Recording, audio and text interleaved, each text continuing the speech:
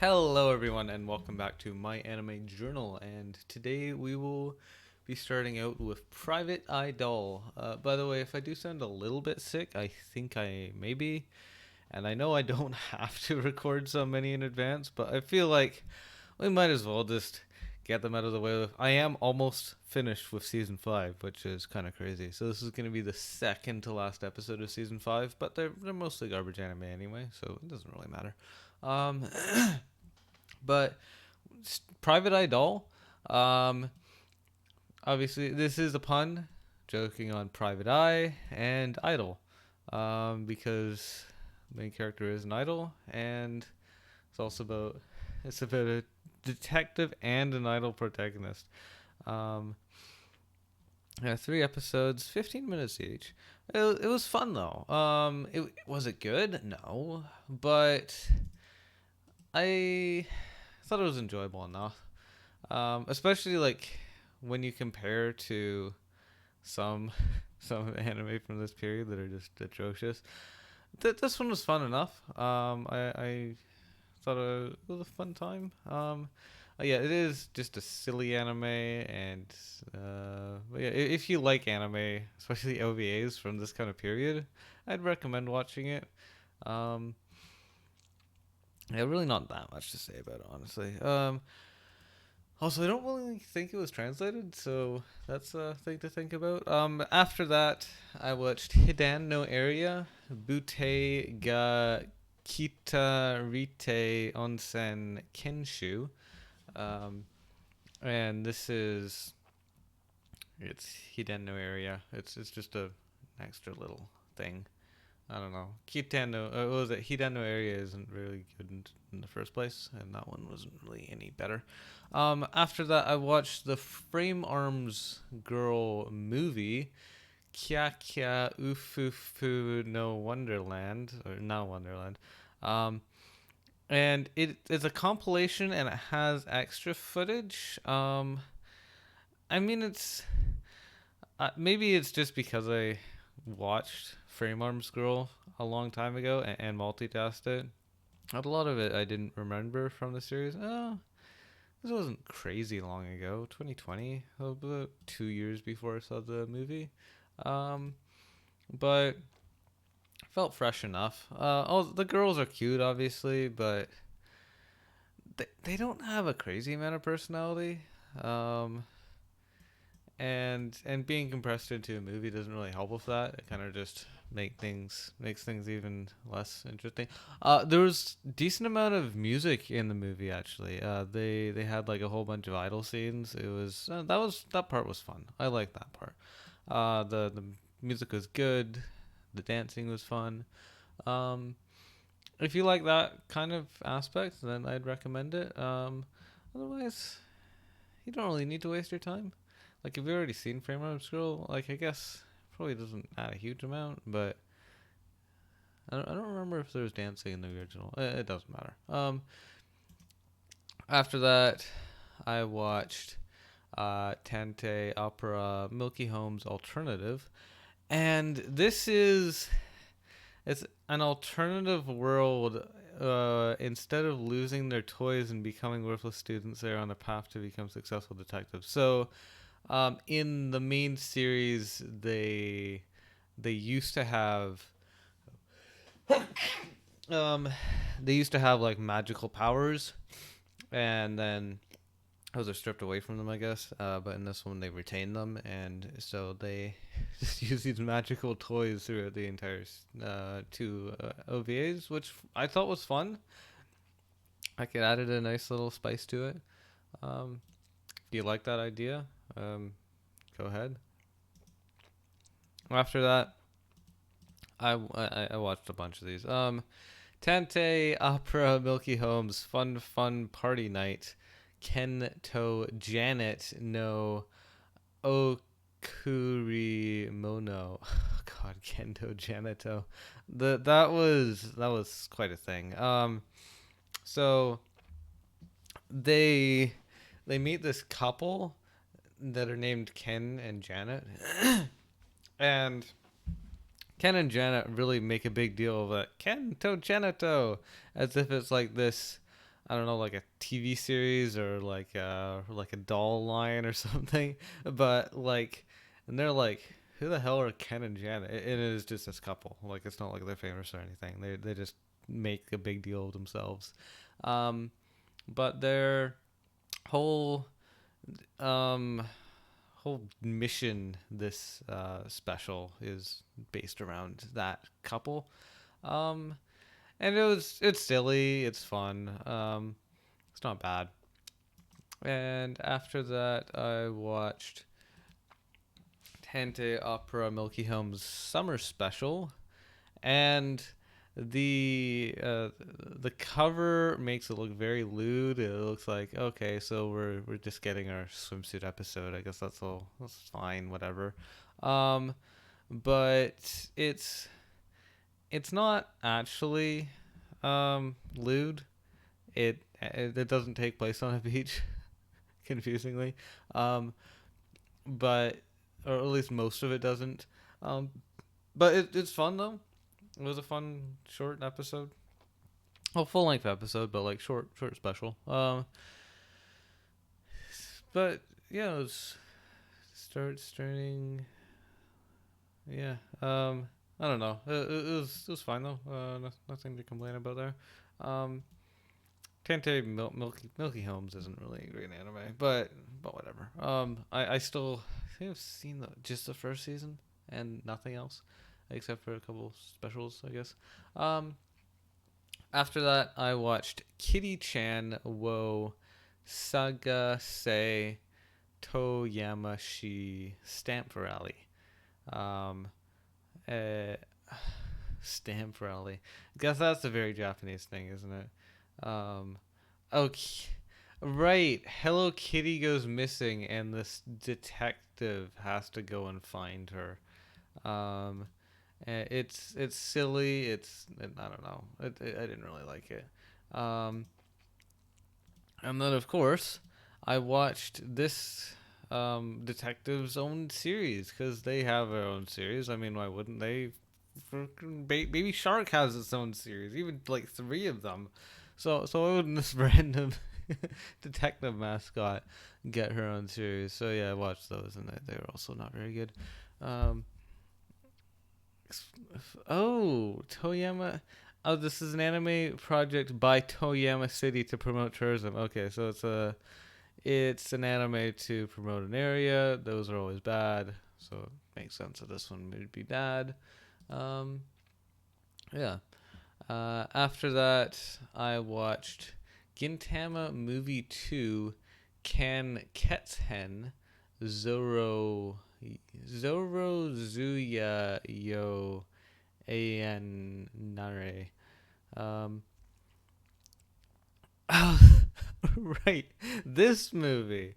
Um, this was quite a movie. Uh, so like they started out as being like this whole thing of anti-piracy of make sure that you don't film the movie with a camera during the film, which I guess this was 2013. I guess that must have still been a problem in 2013. I don't know. I don't think anyone bothers. I guess people have like the phones on them all the time, but at the same time, I think with Netflix and stuff, most people just don't care to watch things cam ripped. They just wait until it's out on Netflix or on Hulu or whatever instead of bothering to watch some terrible copy that someone's filmed on their phone. Um, but yeah, anyway, it starts out with that, and the camera is a character, and but then it kind of like goes crazy in terms because that scene then like morphs into the actual movie, and like time travel happens somehow, but this camera had like some magical technology in it that allowed it to happen, and then yeah, it gets complicated, but it's a silly premise, like, and it works as a movie. Like, it doesn't actually wouldn't really work out. Well, they see. That's funny. Um, Mel refers to it as adapted from a manga. There is no manga adaptation listed for it. There's a light novel adaptation listed for it, and the light novel adaptation actually came out after after the movie. So the uh, yeah, novel of the second Gintama movie. So there is a novelization of the movie. It's not its own separate thing. It's not like that was the source material. It's the other direction. Um, so yeah, it is an anime original movie, but I guess it's the original source of the characters is a manga. Um, so I guess you could call it a filler movie, but I mean Gintama doesn't really matter in terms of like filler versus canon. Most of it's canon anyway, but it doesn't really matter the differentiation because I mean obviously it's all good. Like Gintama is a good series, but also um, just because of its kind of like episodic nature, it just doesn't really matter that much. But anyway, it's a good movie, and I liked it more than the first movie. In fact, I think it's probably one of the better parts of Gintama, honestly. Like, especially like some of the more recent arcs are just kind of boring, whereas this one was engaging the whole time, at least. It was fun. It had a lot of good humor in it. And after that, I watched Ginga Tensa 2100 Nen Border Planet. Um, oh, yes. Oh, it takes place at the end of the 21st century, so around like 2100 or so. A little before that. Um, yeah. Oh, and it's over. Oh, right. Yeah. Yeah, it's over an hour. Um, and um, it's from Tezuka, which is interesting. Um, yeah, like he is the actual director for it. It's directed by Tezuka. He did screenplay and planning. Um, so yeah, it's a cool series. It's interesting enough. Like the actual story itself isn't like incredible, um, but it's yeah like it's spacey and stuff, and I don't know, it's fun. Yeah, I can't remember like all the details on it, but it's fine. Um, After that, I watched Inno no. I I don't want to pronounce that as ISIS. No. AICIS. ESP and High School Detective. Um, and I don't think it is made, but it's not made by Studio AIC. There is a Studio AIC. In fact, there's plenty because it is one company that just shuffled itself into like five.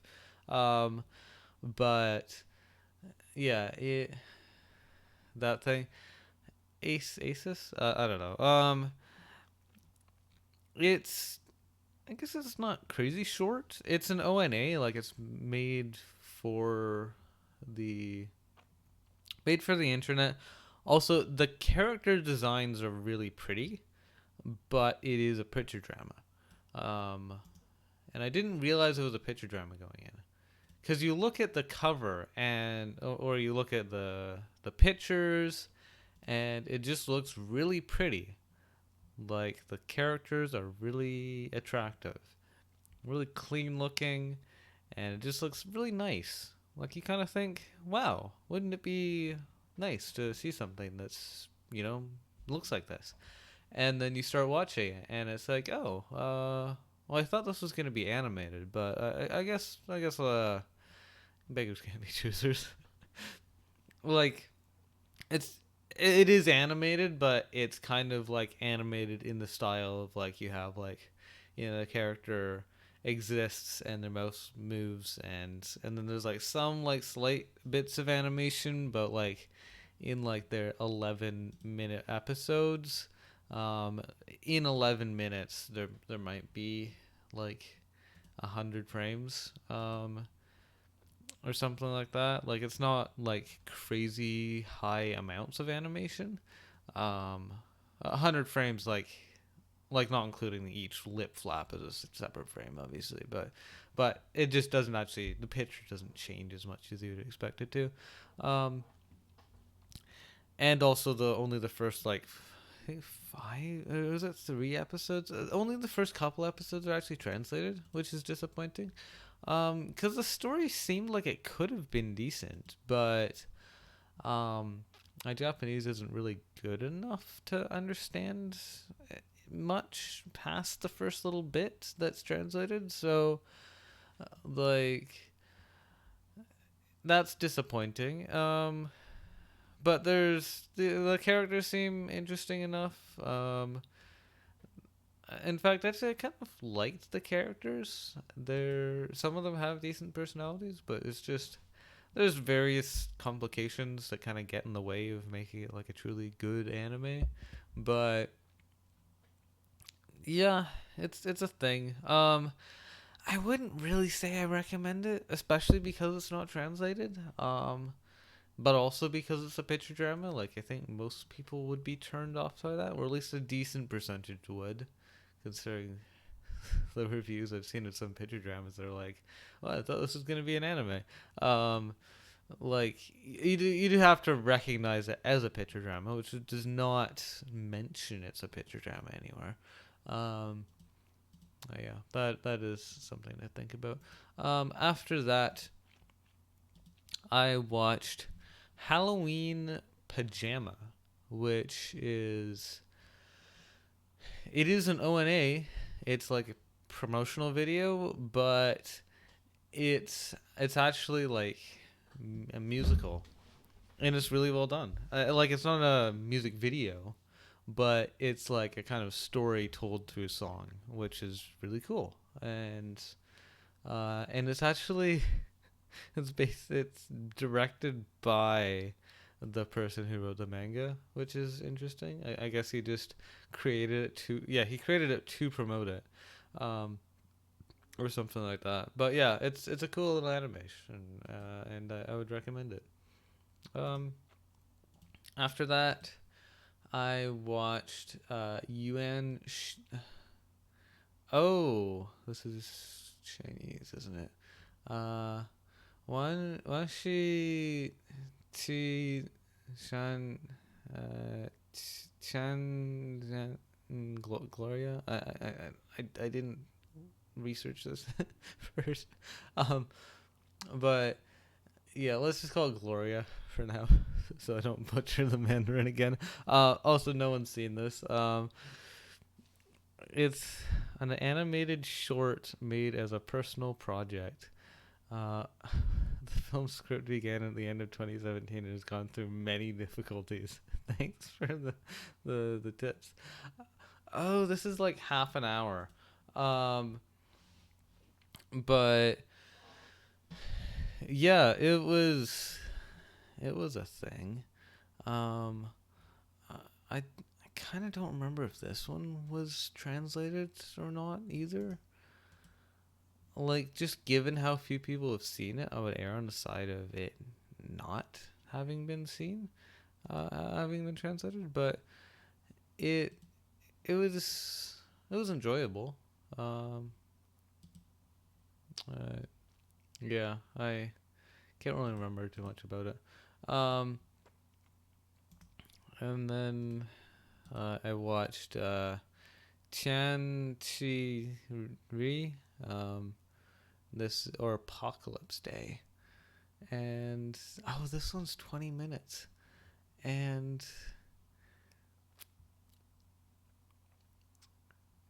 yeah, um, it was the Yeah. It was interesting enough. Um, I did kind of enjoy it. Oh, frick.